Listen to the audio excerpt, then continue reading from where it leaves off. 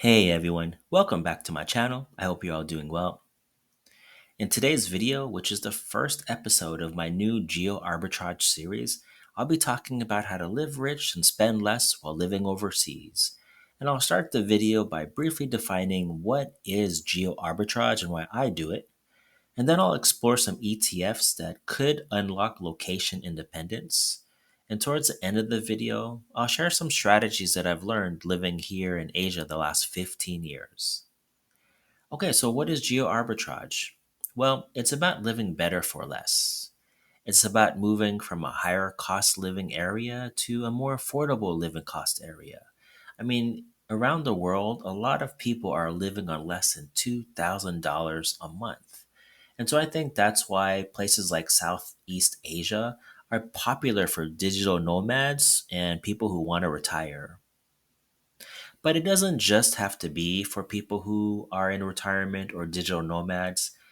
For me, at least from this part of my portfolio, the focus isn't about wealth accumulation or wealth preservation. It's more about experience accumulation. So, if you've had a recent job layoff or just frustrated at work or your current situation and need a little break, I think these are really good reasons for people to do geo arbitrage. And this is what I've done the last 4 years. So let's look at how to fund a potential geo arbitrage journey by looking at three income ETFs. Now, when I'm looking for ETFs, I'm looking for ETFs that yield anywhere between 15 to 25%. And the target is to generate $1,500 per month. Now, some people might be asking, well, what about ETFs that have higher yields? Well, higher yielding ETFs usually equal more volatility. And when you're overseas, sometimes it can be frustrating when there are market downturns or high volatility, and you just can't react fast enough because you might be in a different time zone or just have slow internet. And there are so many other factors that make trading and investing overseas sometimes stressful. But for the type of portfolio that I'm building for my geo arbitrage journey, it's about selecting funds that I don't have to worry about day to day. Like I could go hiking for a month, or I could be at sea for a week, and I know that coming back to my portfolio, it's still going to be okay and it won't explode. So I think these ETFs really fit my geo arbitrage path. Now, some of the criteria that I look at when selecting ETFs include the payout consistency and net asset value. And I look at it from it being stable to having slight fluctuations to being inconsistent or just not having enough data because it's a new fund. All right, so let's look at some ETFs that might be really good candidates for doing geo arbitrage. Starting with XPay, a lot of people do know about XPay, and it does have some exposure to the S&P 500. Some quick specs: 20% yielder, monthly pay usually pays towards the beginning of the month. And what I like about it is it pretty much keeps up with its peers. Looking at SPYI and T-SPY, which are really popular funds for income investors. And you can see that in the 6 month return, XPay is doing pretty well. It's a little bit ahead of SPYI and a little bit behind T-SPY. But why do I think XPay could be a good candidate? Well, let's look at its income profile. If you look at its distributions from January, you can see that one thing that really stands out is that it's consistent and reliable. And this is what you want when you're living overseas. You don't want any surprises when it comes to your monthly income. Now, to generate $1,500, if you have SPYI, you need about $157,000. And not a lot of people have this kind of money just laying around. But for XPay, you only need about $88,500. Now, I say only, but I think it's easier to plan and save 88,000 than it is 157,000. Now, if we look at the share price range, it did dip to about $46.31 in April, and then its recent highs, it touched $56.18. And for my buy targets, for it to touch $50 again, I think there'd have to be a pretty big market downturn or something in the macro. So right now, I think it's going to range somewhere between 52 and 54. I was able to pick up a few shares around 53, so let's see what happens in the next couple of weeks.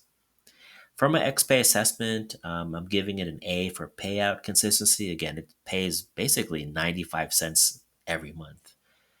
For net asset value, it is pretty good. This is not a growth fund. It's really meant to just be an income fund. So for that purpose, I give it an A. Okay, let's move on to the next ETF. Aggie, I have covered this in a previous video, but I'll take a slightly different perspective. In this video, it does have exposure to US large caps. And just a quick view at its specs, it is around a 21% yield, but this really depends on the share price that you buy it at. Now, this monthly payer pays towards the end of the month, and it does have 10 to 25 holdings, but it doesn't run options on all 25 holdings. It just depends on what's lucrative during a particular week and what fund managers do. So, if we will look at its holdings, you can see that it has a lot of popular names, and some of these names are volatile. So Eggy inherently is more volatile than XPay. But you can see that when we compare it to its peers, QQQI and JEPQ, it's actually doing pretty well. And if we look at the 6 month return, Eggy is actually beating the other two people by a lot. Okay, but let's look at the income. And if we look at its April lows, it did touch somewhere between 71 and 72 cents. But after that, it pretty much stays in the 80-cent range. So Eggy is a little bit lower in share price and a little bit higher in distribution. So I think this is why it's a popular fund or becoming a popular fund for income investors. Now, if we look at $1,500, you can see that JEPQ, you need about $182,000. But for Eggy, you'd only need $88,000. Now, the nice thing about Eggy is because it is a little bit more volatile, sometimes it does take a little dip. And when it does, that gives me a really good buying opportunity because I only need $75,000 to generate $1,500 at a certain share price. Okay, so let's look at the share price range. In April, it did touch about $30.74, and in recent highs, it touched $41.15. And if I look at some Eggy price targets, actually, it did dip in my price range last week, but I just didn't have enough money to buy it. But right now, I think it's going to hover somewhere between $36 and $38, which is good because the lower the share price, the higher the yield on cost will be. And that's what I mean by, you only need $75,000 to generate $1,500 if you can buy it on dip. Now, looking at the Aggie assessment, I give it a B for payout consistency, but I give it a B minus for net asset value. I mean, it is growing, and if you look at the chart, it is up and to the right, but it does take sharper dips than XPay. So that's why I gave it a B minus because the fluctuations are sometimes more than just slight. Okay, let's look at the last ETF, which is FEPI. I've covered its younger brother AIPI, and it does have exposure to US big tech. Quickly looking at its specs, it is the highest yielder in the group, and the share price is in between Aggie and XPay. It is also a monthly payer. It does have a lot of holdings, but again, it doesn't run option plays on all the holdings. It just really depends on the fund managers and what's lucrative that week. But what I like most about FEPI is it does say that it rebalances monthly and reconstitutes quarterly. So that gives the fund managers some wiggle room to adjust during certain market conditions. Okay, so looking at holdings, again, a lot of popular names here. If we look at its peers, CHPY and GPIQ, you can see that CHPY is really kicking butt. But I think it's because, you know, it was released in April, so it's just been up from April, and that's why it looks like it's really outperforming the other two. So when we look at the 6 month return, FEPI's not doing too bad. It is beating GPIQ, and they're both around in the 20s. But what I'm really interested in is the income. And if we look at the income distributions, in April, it did touch around 82 cents, but more or less it's in the 90-cent range. It is a little bit more consistent than Aggie, but not as consistent as XPay. And if we look at how much you would need to generate $1,500, well, for GPIQ, kind of similar to JEPQ, you need about $189,000. In FEPI, you'd only need $75,000 to generate $1,500. So I think that's why I like FEPI. Now, looking at the share price range, in April, it touched about $37.39, and in recent highs, it touched $49.54. And looking at some FEPI targets, right now, my price range is somewhere between $45 and $47, but I'd be careful with this because it does have a lot of exposure to tech, and right now, tech is pretty volatile. I mean, it's always volatile, but I think the next few weeks, there'll be some bumps in the road. Okay, so looking at FEPI's assessment, the payout consistency is B, and the net asset value is B. And what I really like about FEPI is, it's been around for more than a year, and I did see a dip in April, but I've also seen it recover. It hasn't recovered to its 2024 highs, but it has recovered somewhat. Okay, so looking at the ETF recap, XPay is AA, AGI is B minus, and FEPI is BB. Now I know that sometimes a lot of people don't have a lot of capital, and I know that's sometimes true for me, especially when I was starting out. So I actually couldn't afford to have even $88,000 of just XPay. So, if I had less capital, I might split the fund, maybe in portfolio one, 75% of XPay and 25% of FEPI. I think that would yield pretty good. I would reach $1,500, but I would need less capital. Portfolio two is actually pretty good too. I think this is actually the highest payer out of the group, XPay and EGI. And then for portfolio three, I think FEPI and XPay are also a reliable choice. Okay, so let's look at some geo arbitrage strategies because I think these are important to pair with these income ETFs.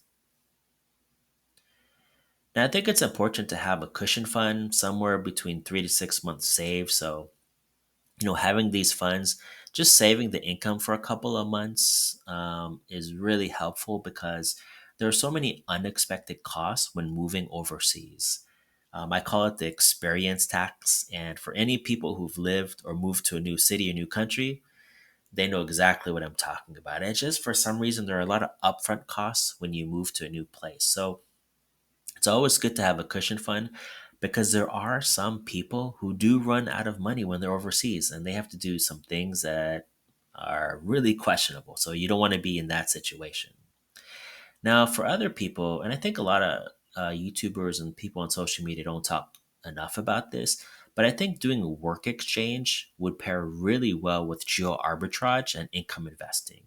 And the ideal is that you volunteer, but because it's work exchange, you also get like a free room to stay at and a couple of meals a day.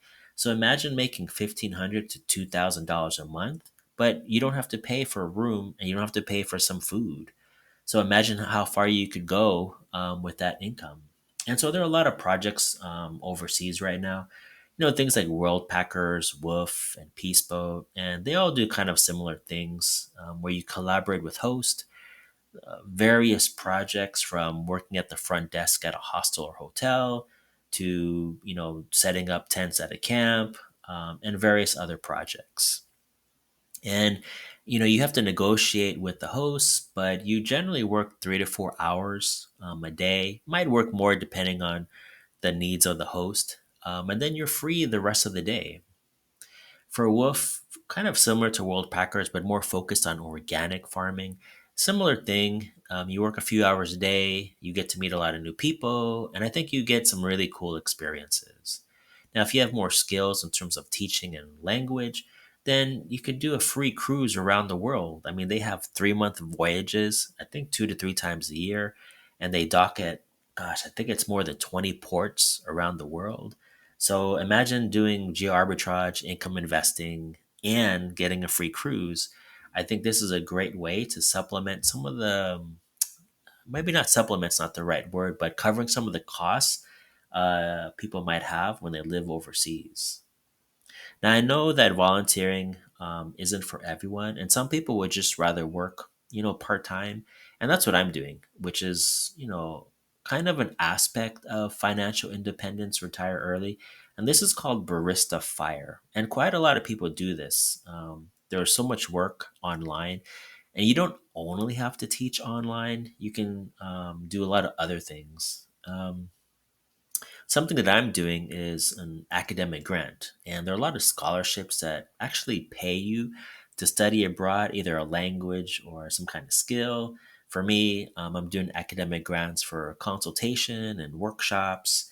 And other people, they do seasonal posts like work at camps or resorts and things like that. So I think doing this is more of like a work option kind of approach where you work probably less than 20 hours a week, and then you have some money from the ETFs. And that's a great way to do geo arbitrage, at least in my experience. Now, living overseas, you also can't forget about the travel hacks. I mean, being able to access money from around the world is very important because sometimes you can't open up a bank account in some countries. So having an international ATM that reimburses you for ATM fees has been really helpful. But I think in the next 5 or 10 years, it's not going to be as important because there just seems to be more online banking these days, and fintech is really evolving, especially in Asia. So it's nice to see that. Also, credit card points are really important. This is not really a video about travel hacks, but they are an important part of living overseas and doing geo arbitrage. I mean, last year, just on credit card points alone, I was able to travel to Vietnam for free 3 times, free airfare round trip and hotel stays. And then this year, I went to Thailand and Vietnam. Again, free trips using credit card points. So you're not going to be rich off of credit card points, but I think it's kind of a nice buffer or something to pair with income investing and doing work exchange. And then there's also the yellow card, which is kind of a vaccine history card. And sometimes you do need your medical history when applying for visas or internships or projects. And sometimes it's just a hassle to go to a hospital or a clinic and get a checkup. It's not that it costs a lot of money, it's more just the time you need to wait for the processing. So I do recommend having a yellow card. And in future videos, I will talk about some of these travel hacks because, again, I think they're important to know when it comes to geo arbitrage.